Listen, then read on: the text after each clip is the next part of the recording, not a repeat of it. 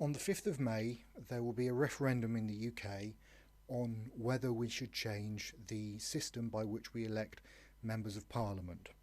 The question that's going to be asked is, at present, the UK uses the first past the post system to elect MPs to the House of Commons. Should the alternative vote system be used instead? I'm going to be voting yes on the referendum that we should move to the alternative vote system, and I'd like to explain why. To do that, I'm going to be explaining how first past the post works, explaining how the alternative vote works, looking at some of the political issues, looking at where we are at the moment, examining how first past the post works in practice and how the alternative vote works in practice, looking at some of the myths and doing a bit of a fact check on what the yes and no campaigns have said before drawing a conclusion and explaining why I'm voting yes.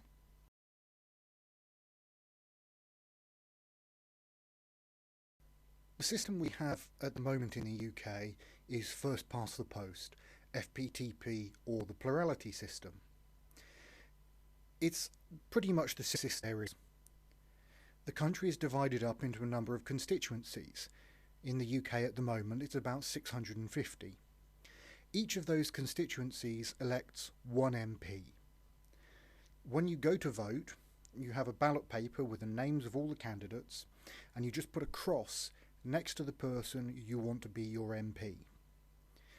All of the votes are counted up, and whoever has most votes, a plurality, wins, and they are the MP for that constituency. You then get to Parliament for forming a government, and usually in the British experience, one party has got more than half the seats in Parliament and it forms a government. Occasionally, like at the moment, that doesn't happen. And so you either get a coalition, like what we have at the moment, between the Conservatives and the Lib Dems, or you have a minority government, as has happened sometimes in the past. So in essence, the simplest system. You put an X by the name of the person you want, and the person with most X's wins.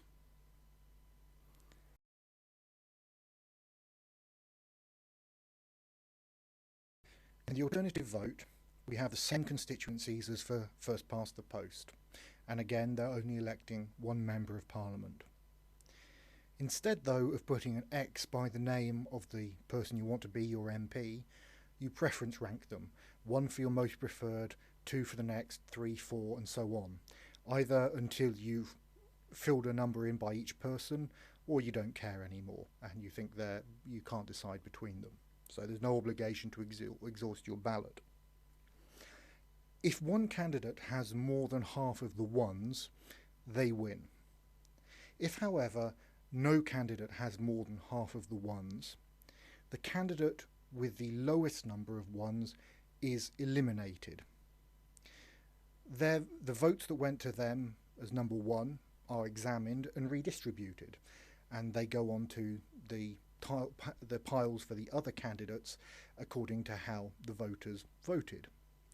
Then if somebody has gone over 50%, they win. If not, the next candidate is eliminated, and so on until somebody is over 50% of the available votes.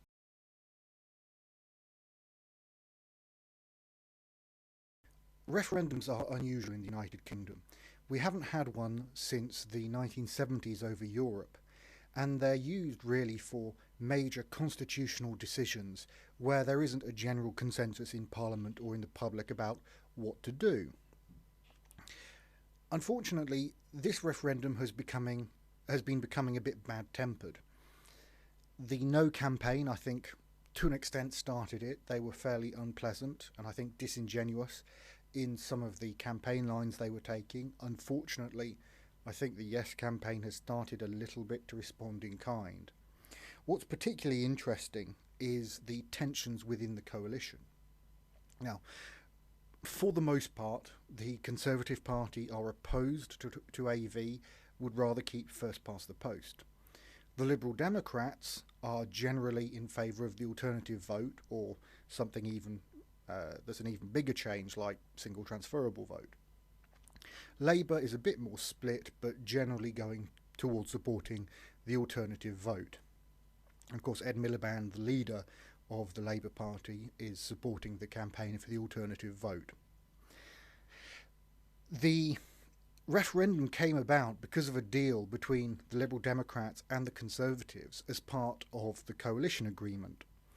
And so, in order for the Lib Dems to get in, the Conservatives had to grant them a referendum on AV. Electoral reform is something that the Lib Dems and others, but particularly the Lib Dems, have been wanting for a very long time. Because of the system we have at the moment, Lib Dems generally have far less MPs in Parliament than their votes suggest they should have. I think it's something like you need 7 votes to elect a Lib Dem MP compared to, or 7 times as many votes to elect a Lib Dem MP as a Labour MP, generally over the past 20 years or so. So obviously not an ideal situation.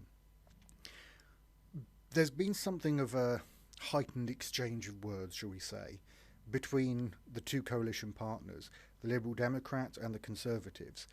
They have different takes on it, and so they are criticising each other at times quite strongly, with the leader of the Liberal Democrats, Nick Clegg, all but accusing the Prime Minister, David Cameron, of lying.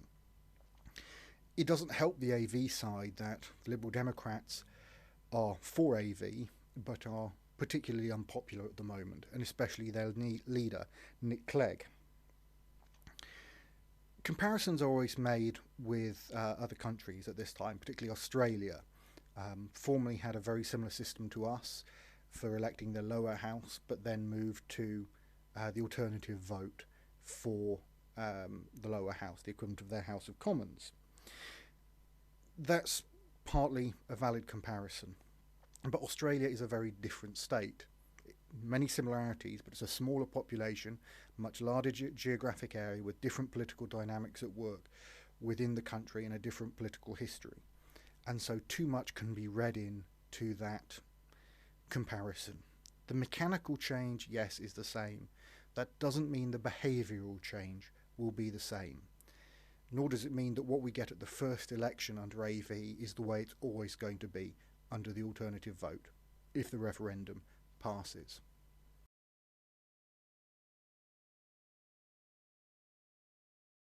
When we're looking at different voting systems, it's important to remember there is no perfect system. There are lots of different criteria that we could apply to an electoral system, but some of them are contradictory. We want things to be broadly proportional, which means having large constituencies, or maybe one constituency for the whole country. But at the same time, we want local representation, which would mean more smaller constituencies. And there's lots of other factors like that which you can't resolve at the same time. And so you have to come to a balance depending on what you think is important and the situation you're in. We should note that the UK already has lots of different electoral systems for local, regional, citywide, European and national governments. Unfortunately, we haven't been given a proper choice in this referendum. The only choices on offer are first past the post and the alternative vote. There's no option to express a preference for something like the single transferable vote or the other possible systems. But given that, I think there are 3 main things that affect how people will vote on AV, or how they should vote on AV. The first is there are lots of very safe seats. They're seats where the day the election is called, you know which party and probably which candidate is going to win in that seat. They're not competitive. There are also swing seats, where things are competitive. At the last election, there were about 70 such seats out of 650 odd in the country. And parties expend a disproportionate amount of their resources on those swing seats and the mores of the people who live in those swing seats. This leads on to what I see as the second main thing, tactical voting. Let's say you're a Conservative who lives in an area where the Conservatives have no chance of winning, but you really don't want Labour to get in. You might tactically vote for the Liberal Democrats as the party who are best placed to keep Labour out. That's tactical voting in a nutshell. It means you're not actually voting for the party you want. Now, this has a few effects. Obviously, firstly, you're not voting for who you want, and that means it's hard to gauge what the actual level of support for a party is. Ultimately, the only poll that matters is the one on election day. And when you look back at that, it can give the appearance that a party is stronger than it is. The result of that is people think, well, there's no point voting for this party, even if the support is actually larger than it appears, because of the phenomenon of tactical voting. That can also have an effect on local councils, but it is effectively a bonus to incumbency, and that's very unfortunate. There's also a broader dissatisfaction with politics. Now, there's probably been dissatisfaction with politics under every system and every place at every time, but there is a particular malaise, I think, about the industrial democracies at the moment. And particularly in the United Kingdom, since the scandal over expenses and a couple of other things, politics as a system, or our political system, has not been held in high regard.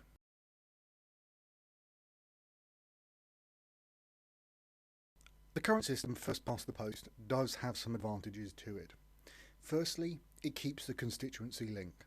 I think that's actually really important. Two reasons. Firstly, it means that everywhere you are in the country, you have an MP who is your representative, who you can go to, and generally they do deal with people from all parties, no matter how they voted, in trying to get a fairer deal from government, when there's been a problem with how they've been treated by the various emanations of the state. It also, I think, helps to keep an MP centred. They can't all be people who live within 2 miles of the Houses of Parliament. It's simple, and that shouldn't be underestimated as an advantage. People do know how to go and do it, and it's understood. People, whether it's fair or not, people do get how it works, and to the extent that it's a good system, sort of trust it. People know, what the good and what the bad is about it. One of the other strengths that's given to it, one of the other advantages of it, is that it creates strong governments. Generally, this is true. You generally get one party, at least in the British experience, that is has a majority in Parliament, has more than half the seats, and so gets to form a government. I'm not quite sure how strong an advantage of FPTP that is. Firstly, politics in the UK are changing at the moment, I think, but I don't think anybody has a mandate for strong government. I don't think any of the parties can gain a mandate at the moment to become the government. It's worth remembering that there is almost untrammeled power on Parliament, which is why it's been described as the elective dictatorship. And so something more than that. Equally, you don't want to go the other way and end up like Weimar. It excludes extremists for the most part. There's never been a British National Party or National Front MP elected under first past the post, and that is broadly true. There is generally quite a long way to go for them to get in. However, once they do get to that level, they will get in. So that is particularly a risk when turnout is low, because their support will tend to turn out anyway. But that is given as an advantage, as is the fact that it's widely used. It's used in a lot of countries around the world. Why that's an advantage? Well, everybody understands it, and it does mean that we have some experience at running it and can share our knowledge and experience around the world, particularly through institutions like the Commonwealth and the OSCE. There are some big negatives. 3 main ones. The first one is that it's disproportional, really disproportional. So you have the Lib Dems getting many more seats than they should do, and over the past few elections, depending on who's been in power, Labour or Conservative having landslides which frankly they don't deserve. And I don't think that is good for politics. I don't think it's a healthy way of doing things, to have a party that effectively can't be stopped in Parliament except on the most controversial of issues.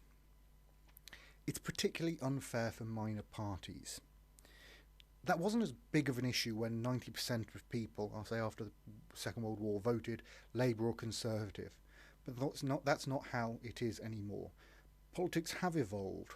There are more parties in politics, and people do want to be able to vote for the Liberal Democrats, the Greens, UKIP, the nationalist parties, whoever it happens to be, and think that they've got a chance of that person getting in. When you've only got the two parties, perhaps that's acceptable. But when you have so many more, first past the post institutionalises the strength, the position of the two and a half major parties. And that leads to the third big problem, something I think is a really big problem: tactical voting. Best way of explaining this: the constituency in which I used to live, Somerton and Frome, was never going to be Labour. It was going to be Lib Dem or Conservative. The MP there is David Heath, and I think his majority increased by a factor of 10, from 4 to 40, so very marginal. How do I vote? Do I vote for the candidate I actually want, the Labour Party candidate, or do I vote for the Liberal Democrat on the basis that I would like to keep the Conservatives out? And that's a problem that you see in different combinations all across the country. So you always have this difficulty. Do you vote for the person you actually want, or to keep out the person you don't want by voting for the person who you don't mind, who has a chance of winning? That also leads to political parties on the ground dying or not being set up because it's so hard to overcome that incumbency bonus. And that has other effects. If you don't have the party there for the parliamentary level, that affects down to the local level as well. And it means people are always having to guess about what's the best way of using their vote. I think that is a very large problem. You can't actually just go and vote for the person you want if that person has no chance at all, which is unfortunate.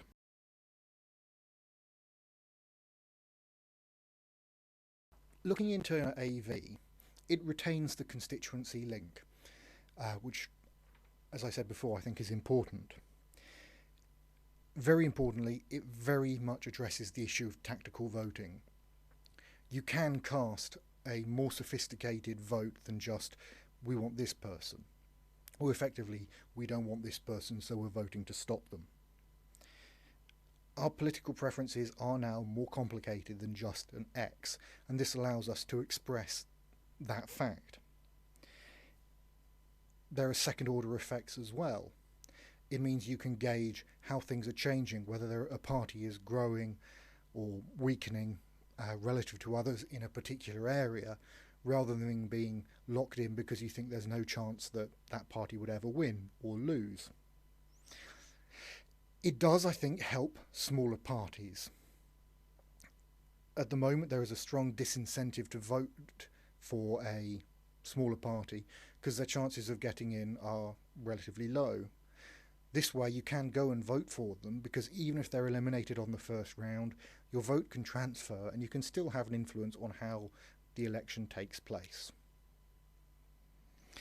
And that increases variety in politics, which I think is almost by definition a good thing. You can go too far and end up like Weimar, but it does mean that the many other voices that there are in the British political system at the moment that don't have any representation in Parliament, thinking particularly of the Greens and maybe UKIP, would actually have not much but some representation there. There are some negatives, of course. It is very slightly more complicated than first past the post. I mean, it's effectively the X Factor but taking place on one night simultaneously instead of over lots of weeks. The big one is it can lead to more disproportionate results. It's more likely, I think, to produce hung parliaments, which I don't necessarily see as a bad thing, but when there is a large majority, it could be even larger under AV. Given though that once you've got a majority, you have an elective dictatorship, I'm not sure that that's a deal breaker, if you like. As to leading to more hung parliaments, if people haven't voted or the electorate haven't given a clear indication, then I don't think anybody has a mandate to govern alone. and so I don't regard that as a deal breaker either. Although potentially, yes, they do count against AV.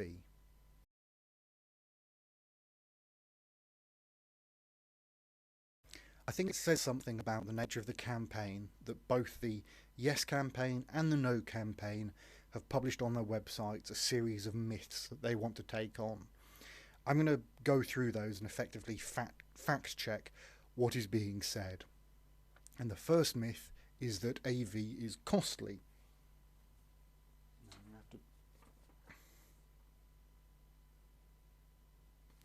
Okay, this is a section on myths, take 2. I think it says something about the nature of the campaign that both the Yes and No campaigns have come up with a series of myths that they feel the need to address. I want to go through those myths and look at what both sides have said and basically fact check them. And the first myth that's come up is that AV is costly. No to AV have come out with a figure of £250 million for voting machines. And the Yes to Fairer Votes campaign have said that's not true. We're not going to spend £250 million on counting machines. That's quite true. There is no proposal to have counting machines. It would still be done as a manual vote. So where No to AV have got that from, I don't know. But equally, it's not true there won't be any costs. It is a slightly more involved system for counting, so you'd have to hire staff for more hours to do it. And you would have to retrain people and educate people about the new system. So there are transition costs involved. I haven't seen a reliable estimate for how much those would be. The next one is that AV is complex. The No to AV campaign have said that the winner should be the candidate that comes first. Why is both my question and the question of the Yes to Fairer Votes campaign. Politics is more complicated than just a simple winner takes all. We have different preferences and say, well, if we can't have this person, we'd like someone else, rather than just saying you can't have a choice at all. The winner is the person who has got most first, is the single most popular, but not the most popular when you take everything, all of the different preferences into account. And the other line on this from the No to AV campaign is that it means that people get more than one vote, which, and I agree with the Yes campaign here. I think that's bunkum. People don't have more than one vote. They're just transferred if their preference isn't used or doesn't go the right way.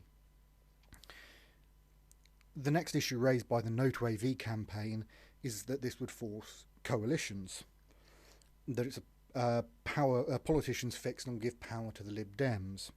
Well, clearly the UK isn't immune to coalitions. We have one at the moment. But beyond that, Canada is first past the post and often has hung parliaments, often has coalitions. Australia is first past the post and generally doesn't. The context matters. And ultimately, if that's the way people vote, that they don't give one party a clear mandate, or even close to a clear mandate, perhaps it's right to say that yes, we should have a coalition. One of the issues that the Yes to Fairer Votes campaign have brought up is that this would reduce the number of safe seats. The No campaign have turned this into eliminate safe seats, which of course isn't true, but it would reduce them because there'd be more seats where the second preferences would have an effect. So reduce but not eliminate the number of safe seats. Now, the next issue is wasted votes. The No campaign says that if you vote for someone who loses, your vote isn't wasted.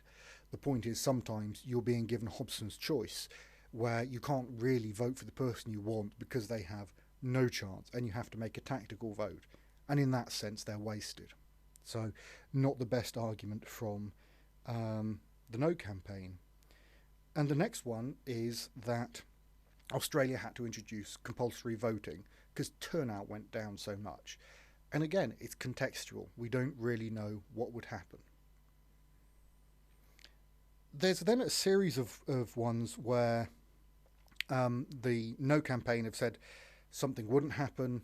The Yes campaign have said it would happen, and they're basically all having a gross lack of clarity. The first one, the support of the majority, saying that the AV doesn't give you the support of the majority. The AV campaign, Yes to AV, says it does, and I think that's rubbish. It clearly doesn't. It's goodwill from the majority, if you like, or not being objected to by the majority. But the only way you've got the support of the majority is if you get them on the first preferences. So I on that one, I think No to AV are right. Similarly, I agree to No to AV when they call out the Yes campaign for saying this will make MPs work harder. Quite how that will, what the mechanism there is, I don't know. They might have to work differently and relate to their constituents differently. But having worked with a few MPs one way or another, I think most MPs actually work bloody hard. I just don't buy that. The next one is ending tactical voting. The No campaign says it wouldn't end it, but would actually enshrine it. The Yes campaign says it would be getting rid of it. To all intents and purposes, it would be getting rid of it. There are a few specific cases where, with a lot of party discipline in a very well understood constituency, tactical voting could come into play. It's very unlikely. The way you order your preferences isn't tactical voting. That's the point of the system, to put down your preferences. So on that one, I'm generally siding with the Yes campaign, but not quite. The next one, I have to call both campaigns out on. The Yes campaign says AV will give people more power. The No campaign says it won't. I simply say, what do you mean by power in this case? I mean, it could change the relationship between the citizen and Parliament for good or for bad. Very unclear. Swing voters is the next one. In the same way that we have safe seats, there are some swing seats. I think of the last one, it was about 70 seats that really decided the election. And so the parties target swing voters. The No campaign says this won't change. The Yes campaign says it will. The reality is, of course, there are always going to be particular groups of people, particular constituencies that are particularly important. But it will reduce the effect because far more constituencies will be effectively in play. The next one is about proportionality, and both sides agree it's not a particularly proportional system. It is, in many cases, less proportional than the current system, first past the post. Next one is as to whether it's a step towards PR. The No campaign, obviously wanting the support of people who would prefer proper PR or single transferable voter saying no. The Yes campaign are silent on it. It's not clear to me either way, but we're not being given a choice on the single transferable vote. And frankly, I think it's unlikely that this issue, given the lack of general interest in it, is going to be revisited for a long time. And so I say, well, what's the choice that we're actually being offered for, say, the next 10 years? The next one is about small parties. The No campaign say that it won't help small parties but will help the BNP, and the Yes campaign say the opposite. It will help small parties but won't help the BNP. And quite a lot of me says you can't have it both ways. Now, the BNP are rather different to a lot of the other small parties in that not many votes are going to transfer to them. It's quite easy to see a Conservative vote going to UKIP or a Labour vote going to Green. Where does second preferences for the BNP go? It's not obvious to me. UKIP, the Conservatives, possibly Labour. You can see it happening, but not as much. So to an extent they're different. But if this is going to help smaller parties, it's going to be helping them institutionally to an equal extent. And it then depends on the politics of the individual party. Fundamentally, though, I don't think we should be engaging in electoral engineering for the purpose of excluding one party from the system, for two reasons. Firstly, I think the way to beat them is to campaign against them, and secondly, it's not the only issue, and you can end up with a system that is built around this one particular issue and actually ends up helping that party while damaging the rest of the system because it's not properly looked at. The next one from the No campaign is that it's not used for Conservative and Labour leadership elections. I haven't seen anybody who said it is used for those elections. Now, and the AV campaign say it's tried and tested.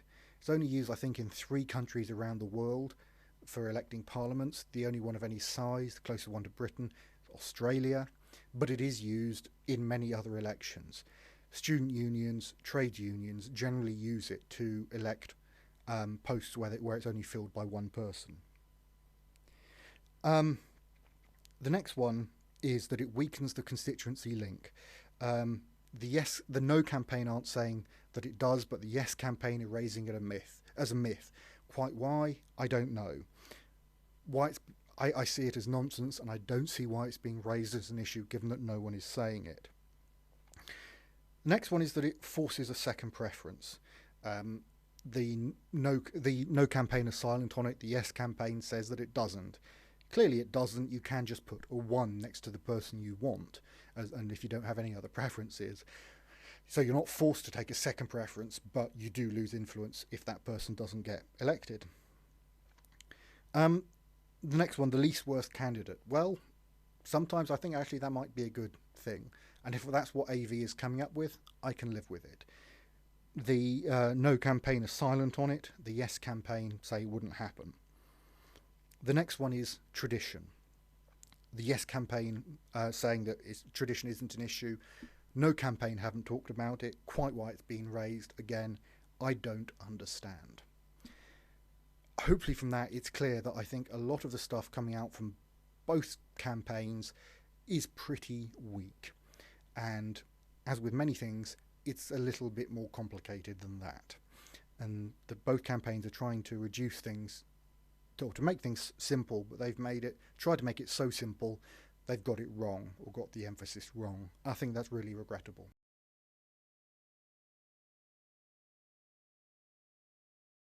So what would all this mean? Well, based on the past results, past 20, 30 years, the Lib Dems would benefit quite a lot. Labour would be about the same. Conservatives a bit worse off. That's probably causing heart attacks, but that's based on the Lib Dems as they were. On their previous popularity, they're a lot less popular now and probably wouldn't do as well. There would probably be more hung parliaments, but also when a party had a large majority, it would be even larger in parliament. Lots of comparisons have been made with Australia, which again I think are problematic. We can't say definitely either way how behavioural changes will go, but to say it's definitely going to be like Australia, as people have done on various issues, is, well, really problematic, a really bold thing to come out and say. The behavioural changes are very much based on the political environment we're in. The UK is not the same as Australia. It's an evolutionary change rather than a revolutionary change, and we'll need to continue with constitutional reform. Fundamentally, though, we're being offered a choice between 2 flawed systems. The question is which addresses the problems we have at the moment better. I think tactical voting is a real problem. As I've said, it means people don't vote for who they want, and it makes it much harder for parties to establish themselves in an area, to be competitive, and leads, I think, to the safe seats and too much focusing on swing seats. Because the alternative vote addresses that, and that's what I think is the key improvement it brings, despite the other problems it has, I think it's an improvement over first past the post. And so that's why I'm going to vote yes on AV, and I would encourage you to do the same. Thank you very much for listening. I'm Landon Cole. I'll see you next time.